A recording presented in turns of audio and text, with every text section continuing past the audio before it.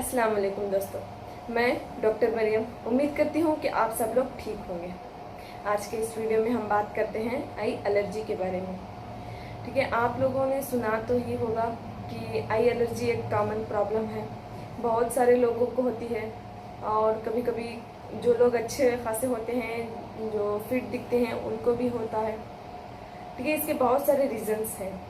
आई allergy में common symptoms जो हमको देखने को मिलते हैं वो रेडनेस होता है, मतलब एक आंखें लाल होती है और पानी आते रहता है।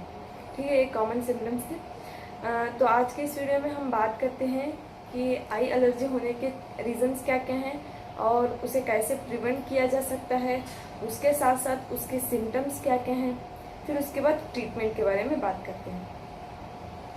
सबसे पहले हम देखते हैं कि इसके रीजंस क्या क्या हैं।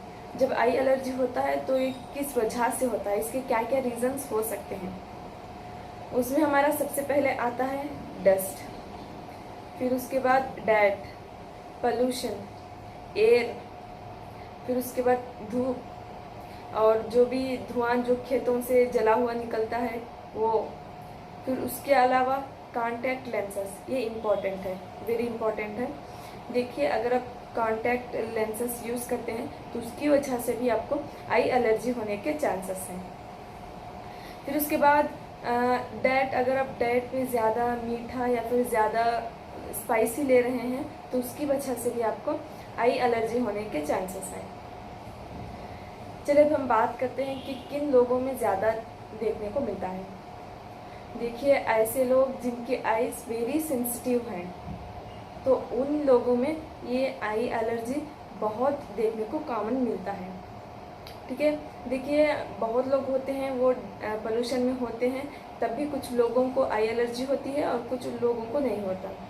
ठीक है, ये जो हो रही है उनकी आंखें, उनकी जो आइज़ हैं वो बहुत सेंसिटिव होती हैं, उसकी वजह से उनको सेंसिटिव है, उनकी ज़्यादा सेंसिटिव नहीं है तो उसकी वजह से उनको आई एलर्जी नहीं होता। फिर उसके बाद इसके अलावा अगर फैमिली में किसी को भी आई एलर्जी की प्रॉब्लम होती है तो उसकी वजह से भी आपको होने के चांसेस हैं। अगर फैमिली में हो रहा है तो उसकी वजह से भी आपको आई एलर्जी होगा।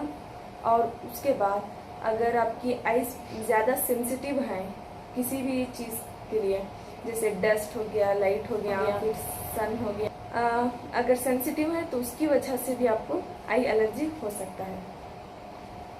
फिर उसके बाद हम सिम्टम्स देखते हैं।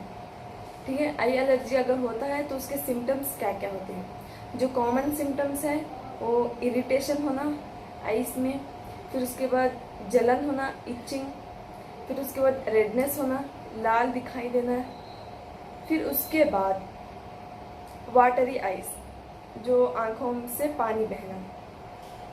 ठीक है, ये थे कुछ हमारे आई एलर्जी के सिम्टम्स के बारे में। फिर उसके बाद हम उसे प्रिवेंट करने के मेथड्स के बारे में बात करते हैं। अगर आपको आई एलर्जी से बचना है तो अगर आप बाहर जा रहे हैं तो स्पेक्ट लगा के जा सकते हैं। स्पेक्ट या फिर मास्क या फिर सन ग्लासेस का इस्तेमाल कर सकते हैं, जिसकी वजह से आप स्मोक से, डस्ट से, लाइट से, फिर एयर से बच सकते हैं। फिर उसके बाद आप अगर आपको आई एलर्जी है तो आप कोल्ड स्पॉन्जिंग करते हैं। ठीक है, ये कैसे करते हैं देखते हैं कि एक ठंडा कपड़ा या फिर एक कॉटन क्लॉथ को कच्चा करके अपनी आंखों पर रखना है, स्पॉन्ज करना है, स्पॉन्जिंग करना है। ये 10 मिनट तक करना है, हर दिन 2 या 3 बार करना है। ठीक है, इससे भी आपको आई एलर्जी कम हो सकता है। फिर उसके बाद आपको पता ही होगा कि खीरा या फिर ककड़ी होती है, उसकी स्लाइसेस करके आप अपनी आंखों पर रख सकते हैं, उसकी वजह से भी आप आई एलर्जी से बच सकते हैं। ठीक है, ये थे कुछ उसके प्रिवेंट करने के मेथड्स। फिर उसके बाद हम बात करते हैं, देखिए कुछ ऐसे इसमें कुछ चीज़ें हैं वो आपको पता होना चाहिए।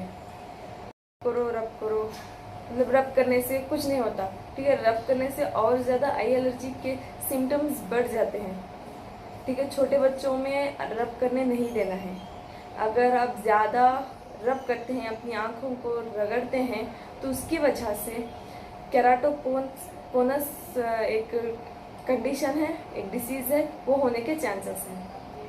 अगर आप ज़्यादा बहुत देर तक, बहुत सालों से मतलब हर बार ज़्यादा रब करते हैं अपनी आँखों को, तो केराटोकोनस होने के चांसेस हैं। तो अपनी आँखों को रब ना करें। जो मैंने 3 तरीके बताए हैं उसे अप्लाई करें। फिर उसके बाद बहुत लोग अपनी आँखों को, खुली आँखों को ठंडे पानी से धोते हैं। जो टैप वाटर है, जो नल से पानी आता है, उससे धोते हैं। देखिए, जो नलों में पानी आता है उसमें बहुत सारे मिनरल्स रहते हैं, इलेक्ट्रोलाइट्स या फिर मिनरल्स ज़्यादा रहते हैं उसमें। अगर वो मिनरल्स हमारे आँखों में जाकर और ज़्यादा इरिटेशन करते हैं, अगर वो हमारी आँखों में जाते हैं तो वो नर्व्स को, जो आर्टरीज, स्मॉल आर्टरीज, वेन्स जो हैं, उसे इरिटेट करते हैं। जब वो इरिटेट करते हैं तो आई एलर्जी के सिम्टम्स और ज़्यादा बढ़ जाते हैं। तो इसकी वजह से आपको खुली आंखों पर पानी नहीं डालना चाहिए। आप अपनी आंखों को बंद करके अपना फेस वॉश कर सकते हैं। एक अच्छा तरीका है अपनी आंखों को आई एलर्जी से बचाने का। अगर आपको बहुत ही ज़्यादा आई एलर्जी हो रही है तो सेल्फ ट्रीटमेंट कभी भी ना। बहुत लोग होते हैं कि एक आई ड्रॉप लेकर अपने आंखों में डालते रहते हैं। ठीक है, ये जानलेवा हो सकता है, ये ख़तरनाक हो सकता है, इट कैन बी डेंजरस। ठीक है, इसे सेल्फ ट्रीटमेंट नहीं देना चाहिए।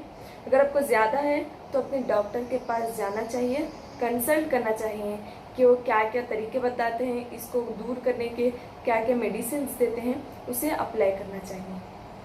ठीक है, ये थे कुछ हमारे आई एलर्जी के बारे में।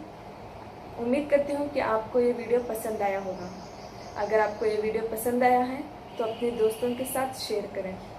मिलते हैं नेक्स्ट वीडियो में, तब तक के लिए stay safe, stay healthy. Thank you.